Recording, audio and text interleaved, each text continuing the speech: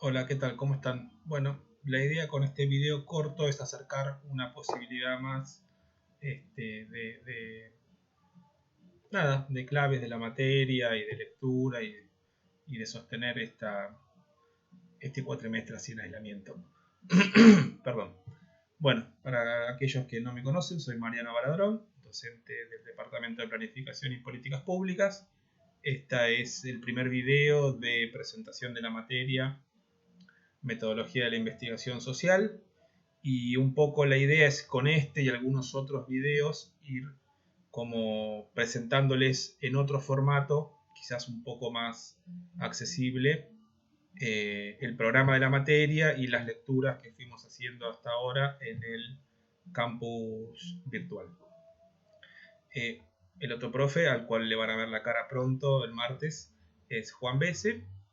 Y bueno, lo primero que me gustaría transmitirles es, por un lado, tranquilos, no sabemos cuánto va a durar este aislamiento, no sabemos en qué momento se va a retomar la presencialidad, tampoco estamos seguros cómo es que se va a evaluar todo esto, lo está definiendo la Secretaría Académica y los directores de los departamentos, el gabinete en general, así que por ahora yo les propongo avancemos con las lecturas, intentemos ir intercambiándonos preguntas, dudas en los distintos formatos que tenemos y veamos qué se puede hacer con todo esto.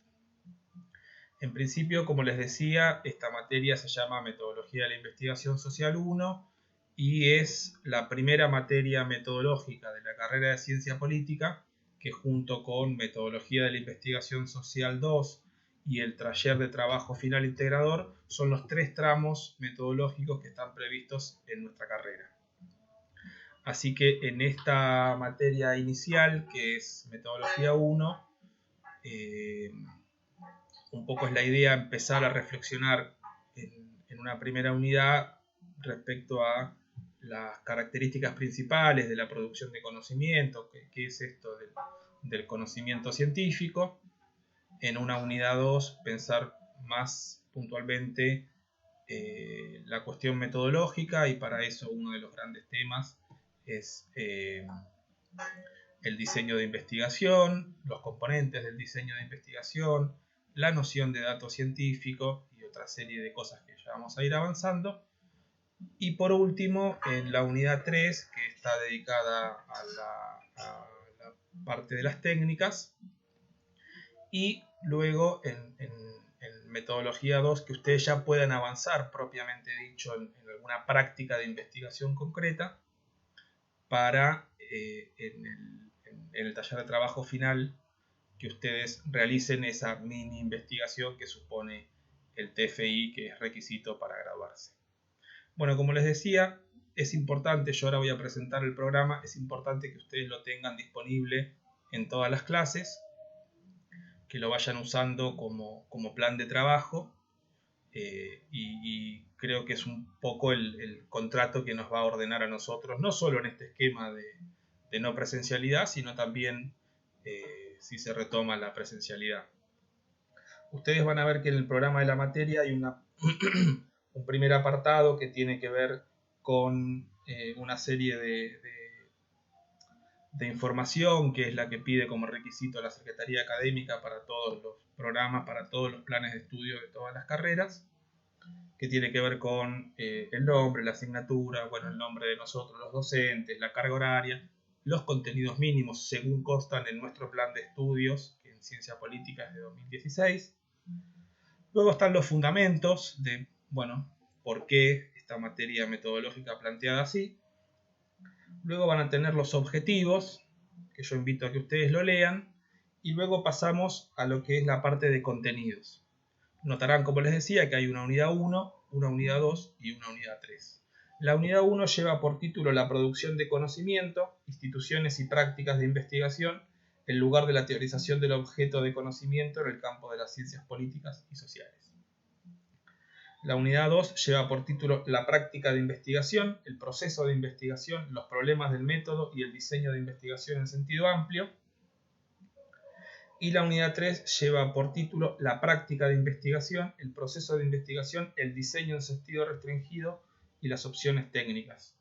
Me gustaría que nos detengamos en principio en dos cosas. Por un lado, la noción de práctica. Aquellos que ya hayan avanzado con la lectura de Foucault notarán que esto de las prácticas sociales como productoras de conocimiento o de dominios de saber, dice Foucault, es importante desde el punto de vista del abordaje. Y por otro lado habrán visto que la primera parte del programa es similar en la unidad 2 y en la unidad 3. Concretamente, la unidad 2 es la práctica de investigación, el proceso de investigación, los problemas del método y el diseño de investigación en sentido amplio. Y la unidad 3 es la práctica de investigación, el proceso de investigación, el diseño en sentido restringido y las opciones técnicas. Sobre esto vamos a volver cuando avancemos en la unidad 2 y en la unidad 3, pero por ahora me gustaría que quede ahí como en una notita al margen esta cuestión. Luego de desarrollar en profundidad cada uno de los contenidos de estas tres unidades, tenemos una especie de metodología de trabajo, cómo nos vamos a manejar. Yo estoy adaptando esto que estaba pensado para la presencialidad a este formato a distancia. Bueno, la cuestión de la evaluación, ya les digo, por ahora no está definido, así que no nos preocupemos. Habitualmente, cuando esto era en la modalidad presencial, había un primer parcial que correspondía a los temas de la unidad 1, un segundo parcial que tenía que ver con la unidad 2 y 3. El primer parcial solía ser presencial, control de lectura, una serie de preguntas y que ustedes desarrollen. La unidad 2 y 3 era una especie de ejercicio práctico en el cual ustedes, de una investigación que ya se hizo y fue publicada, tenían que ir extrayendo los componentes de ese diseño de investigación que pensamos el autor de esa investigación tuvo presente. Este segundo parcial solía ser domiciliario y grupal. Bueno, ya les digo, veamos cómo sigue todo esto y qué es lo que podemos hacer en este contexto. Bueno, se lo va a llover fuerte, a ver si cierro la ventana. No sé cuánto se escucha de lo que yo digo y cuánto se escucha al fondo, pero bueno. Y después, al final, lo que ustedes tienen es consignada la bibliografía de cada una de las unidades, ¿sí? Está separado, bibliografía de la unidad 1, bibliografía de la unidad 2 y bibliografía de la unidad 3. Y me gustaría que ustedes reparen, en la unidad 1 hay un apartado que dice bibliografía obligatoria, creo que le pusimos, unidad 1, y a continuación otro apartado que dice textos ilustrativos. Esto es importante, no son textos optativos, sino que son textos ilustrativos. ¿Por qué?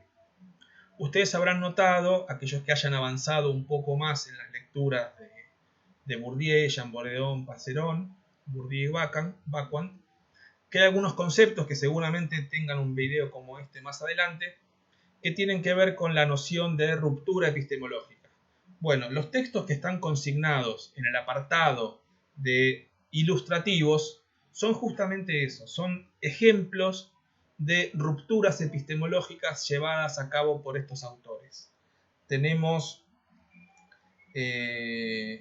como soporte lo que es el capítulo 1, 2 y 3 del oficio de sociólogo, pero también tenemos un texto de Bourdieu y Bacquant que se llama Sobre las astucias de la razón imperialista, en el cual estos autores hacen un recorrido, un repaso teórico, una especie de estado de la cuestión, de cómo se ha trabajado este tema, y realmente cuando avancemos un poco más va a quedar claro por qué es un texto ilustrativo del concepto de ruptura epistemológica. Ya vamos a volver con esto. Y después tienen un texto de Nancy Fraser, La lucha por las necesidades, y un último texto de Foucault, La incorporación del hospital en la tecnología moderna. Repito, estos tres textos ilustrativos no son optativos, sino que son ilustrativos, también obligatorios, igual que los que están en la primera parte de la bibliografía. Para empezar a avanzar un poco entonces en lo que es uno de los primeros temas de esta materia, Me gustaría que empecemos con Foucault, tal cual lo hice a través del campus virtual. Ustedes tienen como lectura el texto de Foucault, a ver, La verdad y las formas jurídicas. Este es un texto que resume 3 conferencias que Foucault dio, invitado por, si no me equivoco, la Universidad Católica de Brasil en el año 1973, y que luego fue como desgrabado y publicado como libro. Nosotros vamos a leer solo la primera conferencia, que se llama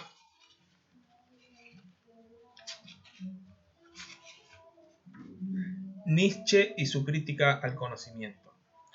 Esto que yo les digo de que fueron una serie de conferencias que luego se publicaron como texto, es para que ustedes observen que en el texto de Foucault hay una serie de registros y de marcas que tienen que ver con la oralidad, y más allá de que hay un montón de conceptos que quizás resulten novedosos, bueno, pero deténganse en contextualizar este texto, ¿sí? En principio me gustaría llamar la atención y hacer una especie de lectura de algunos párrafos seleccionados que me parece que pueden orientarnos respecto de qué va la cosa con este texto. Foucault, más allá del primer párrafo, que dice, bueno, es probable que esta serie de conferencias contengan una cantidad de cosas inexactas, falsas, erróneas, bla, bla, bla, me gustaría detenerme en el segundo párrafo que dice algo muy importante para esta materia.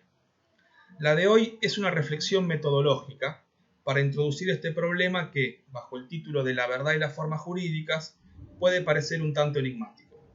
Trataré de presentarles una cuestión que es en realidad el punto de convergencia de 3 o 4 series de investigación existentes, ya exploradas, ya inventariadas, para confrontarlas y reunirlas en una especie de investigación, si no original, al menos innovadora. Y a continuación va a presentar una especie de plan de trabajo que él se propone hacia futuro con esta serie de conferencias. En primer lugar, dice a continuación, se trata de una investigación estrictamente histórica. Esto es importante, porque al decirnos que es una investigación histórica, lo que está haciendo es decir que el modo de abordaje no tiene que ver con el conocimiento filosófico o con la especulación filosófica, sino que se va a aproximar a estos temas desde el punto de vista de la historia de las ideas, podríamos decir. Retomo. Se trata de una investigación estrictamente histórica, o sea, cómo se formaron dominios de saber a partir de las prácticas sociales. Esto que yo les decía en la presentación del programa respecto de las prácticas. La cuestión es la siguiente, dice Foucault. Existe una tendencia que podríamos denominar de una manera un tanto irónica marxista académica o del marxismo académico, que consiste en buscar cómo las condiciones económicas de la existencia encuentran en la conciencia de los hombres su reflejo o expresión. Creo que esta forma del análisis tradicional en el marxismo universitario de Francia y de Europa en general tiene un defecto muy grave, el de suponer, en el fondo, que el sujeto humano, el sujeto de conocimiento, las mismas formas del conocimiento, se dan en cierto modo previa y definitivamente, y que las condiciones económicas, sociales y políticas de la existencia no hacen sino depositarse o imprimirse en este sujeto que se da de manera definitiva. Acá retomo algo que les decía en los audios y que había surgido a través del campus, una consulta de Angélica. Bueno, ahora no recuerdo. No, Aldana. Aldana ya ha consultado esto de que va a decir un poco más adelante respecto de la reelaboración de la teoría del sujeto. Bueno, acá ya nos está adelantando con quién está discutiendo Foucault en esta conferencia, o con quiénes, y por qué. En la medida que avancemos va a quedar un poco más claro, pero en principio lo que él está proponiendo, lo que va a proponer en esta serie de conferencias, es que el sujeto de conocimiento y el objeto de conocimiento no existen de manera previa, sino que se van constituyendo mutuamente, se co-constituyen dentro de un proceso de conocimiento. Entonces por eso coloca como adversario teórico o como el otro con el cual quiere discutir esta concepción del marxismo que supone que el el individuo o el sujeto, que no son lo mismo, pero en este momento los podemos usar como sinónimos, existe de manera previa y que sobre él se imprimen las condiciones materiales de existencia, digámoslo así. Continúo con Foucault. Me propongo mostrar a ustedes cómo es que las prácticas sociales pueden llegar a engendrar dominios de saber que no solo hacen que aparezcan nuevos objetos, conceptos y técnicas, sino que hacen nacer además formas totalmente nuevas de sujetos y sujetos de conocimiento. El mismo sujeto de conocimiento posee una historia. La relación del sujeto con el objeto, o más claramente la verdad misma, tiene una historia. Acá hay cosas muy importantes. En principio, la propuesta de Foucault en este punto es mostrar cómo prácticas sociales, es decir, haceres, ¿sí? El hacer es lo que genera conocimiento, no meramente una especulación filosófica, sino que él está intentando conectar cómo la práctica produce conocimiento. Y sobre el final de la oración nos está diciendo otra cosa muy importante, que es esto de que la verdad misma tiene una historia. A ver, para mí es mejor un poco de luz, yo no sé cómo queda esto, pero continúo. Me gustaría mostrar en particular cómo pudo formarse en el siglo XIX un cierto saber del hombre, de la individualidad, del individuo normal o anormal, dentro o fuera de esta regla. Saber este que, en verdad, nació de las prácticas sociales de control y vigilancia. Y cómo, de alguna manera, este saber no se le impuso a un sujeto de conocimiento, no se le propuso ni se le imprimió, sino que hizo nacer un tipo absolutamente nuevo de sujeto de conocimiento. Esto también es importante. Las prácticas de vigilancia y control hicieron nacer un nuevo sujeto de conocimiento. Esto da demasiado brillo, pero me permite leer un poco mejor. Continúo. Podemos decir entonces que la historia de los dominios de saber en relación con las prácticas sociales, excluida la preeminencia de un sujeto de conocimiento dado definitivamente, es uno de los temas de investigación que propongo. El segundo tema de investigación que propongo es metodológico, dice. Un tema que podríamos llamar análisis de los discursos. Tengo la impresión de que en este país existe ya, coincidente con una tradición reciente, aunque aceptada en las universidades europeas, una tendencia a tratar el discurso como un conjunto de hechos lingüísticos ligados entre sí por reglas sintácticas de construcción. Bien, tengo la impresión de que en este país existe ya, es Brasil 1973. Continúa Foucault. Hace algunos años era original e importante decir y mostrar que aquello que se hacía con el lenguaje, poesía, literatura, filosofía, discurso en general, obedecía a un cierto número de leyes o regularidades internas, las leyes o regularidades del lenguaje. El carácter lingüístico de los hechos del lenguaje fue un descubrimiento que tuvo su importancia en determinada época. Había llegado el momento, pues, de considerar estos hechos del discurso ya no simplemente por su aspecto lingüístico, sino en cierto modo, y aquí me inspiro en las investigaciones realizadas por los angloamericanos, por ejemplo Wittgenstein o Peirce, agregamos nosotros, como juegos, esto es, entender a los discursos como juegos, games, dice entre paréntesis Foucault, juegos estratégicos de acción y reacción, de pregunta y respuesta, de dominación y retracción y también de lucha. Bueno, algo que se dice con mucha frecuencia es que Foucault es uno de los grandes teóricos del poder del siglo XX. Y aquí un poco se está expresando esto, en el sentido de que Foucault nos está diciendo que los discursos funcionan a modo de juego, de interacción, y que, por un lado, veces suele decir en clase, los discursos, aunque son innumerables, son finitos, es decir, hay una cantidad dada de discursos que están circulando. Sin embargo, de toda la existencia de los discursos que circulan, muchos de esos no se tocan en ningún punto, pero otros permanentemente están en tensión unos con otros. En alguna otra propuesta de programa nosotros leíamos en paralelo a La verdad y las formas jurídicas El orden del discurso, que es también una conferencia de Foucault, y ahí se abre toda una línea un poco más profunda respecto de cómo trabajar los discursos y cómo se relacionan los discursos entre sí y qué es esto de juegos, ¿cómo es que dice?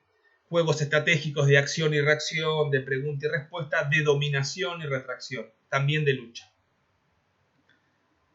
A continuación dice, el discurso es un conjunto regular de hechos lingüísticos en determinado nivel y polémicos y estratégicos en otro. Este análisis del discurso como juego estratégico y polémico es, en mi modo de ver las cosas, un segundo tema de investigación. Por último, dice, el tercer tema de investigación que propongo a ustedes y que definirá, por su encuentro con los dos primeros, el punto de convergencia en el que me sitúo, o sea, dónde se para en ese momento para hablar, consistirá en una reelaboración de la teoría del sujeto. Esta teoría fue profundamente modificada y renovada en los últimos años por unas teorías, o aún más seriamente, por unas prácticas. Fíjense cómo todo el tiempo está separando teoría de práctica, ideas de praxis. Retomo. Esta teoría fue profundamente modificada y renovada en los últimos años por unas teorías, o aún más seriamente, por unas prácticas entre las que cabe destacar con toda claridad el psicoanálisis, que se coloca en un primer plano. El psicoanálisis fue ciertamente la práctica y la teoría que replanteó de manera más fundamental la prioridad conferida al sujeto que se estableció en el pensamiento occidental a partir de Descartes. Cuando habla de psicoanálisis está sobre todo, fundamentalmente, tomando la línea lacaniana. Bien, entonces, un primer modo de aproximarnos a la lectura de esta primera conferencia de la verdad y las formas jurídicas hay un plan de trabajo ahí, que es lo que Foucault está presentando al comienzo del texto. Después continúa desarrollando un poco esto de las prácticas sociales que generan dominios de saber. Propone otro punto de lectura respecto de lo que venía sucediendo. Y me gustaría saltar un poco algunos párrafos. En mi numeración es la página 15. Yo creo que lo que le subimos a ustedes está un poquito corrido, no me acuerdo si 2 páginas más o 2 páginas menos, pero es el párrafo que dice: la hipótesis que me gustaría formular es que en realidad hay dos historias de la verdad. La primera es una especie de historia interna de la verdad, que se corrige partiendo de sus propios principios de regulación. Es la historia de la verdad tal como se hace en o a partir de la historia de las ciencias. Por otra parte, creo que en la sociedad, o al menos en nuestras sociedades, hay otros sitios en los que se forma la verdad, allí donde se definen un cierto número de reglas de juego, a partir de las cuales vemos nacer ciertas formas de subjetividad, dominios de objeto y tipos de saber. Retomo un poco esto de la reelaboración de la teoría del sujeto. Como les decía, lo que está proponiendo Foucault es, a partir de la línea lacaniana del psicoanálisis, proponer que el sujeto no existe de manera previa, anterior a la práctica de conocimiento, sino que éste se constituye dentro de un proceso de conocimiento mientras, durante o a la par que construye el objeto de conocimiento. Y luego propone dos historias de la verdad, una externa y una interna. La interna, quizás aquellos que ya hayan hecho el primer nivel del taller de práctica preprofesional, yo recuerdo que ahí teníamos, cuando yo estaba en ese espacio, una serie de discusiones respecto de qué es la ciencia política, a dónde va la ciencia política, una especie de historia de las ideas. Ahora en el curso de ingreso estamos leyendo el librito de Arturo Fernández respecto de la ciencia política en la Argentina. Eso es la historia interna. Es cómo la disciplina, o el dominio de saber, en palabras Foucaultianas, se piensa a sí misma, cómo se cuenta a sí misma. ¿Recuerdan? La ciencia política tiene como uno de los padres fundadores a Weber, este tipo de historia interna de la verdad. Pero por otro lado, dice Foucault, hay otro lugar en donde el conocimiento sucede. Hay otros sitios en los que se forma la verdad. Allí donde se definen un cierto número de reglas de juego, a partir de las cuales vemos nacer ciertas formas de subjetividad, dominios de objeto y tipos de saber. Por consiguiente, podemos hacer a partir de ello una historia externa o exterior de la verdad. Voy a adelantarme un poquito para ir a otra cuestión sustancial que me gustaría que tengamos presente. Por supuesto que se lee toda la primera conferencia varias veces. Dice Foucault hacia la página 18 de esta numeración que tengo.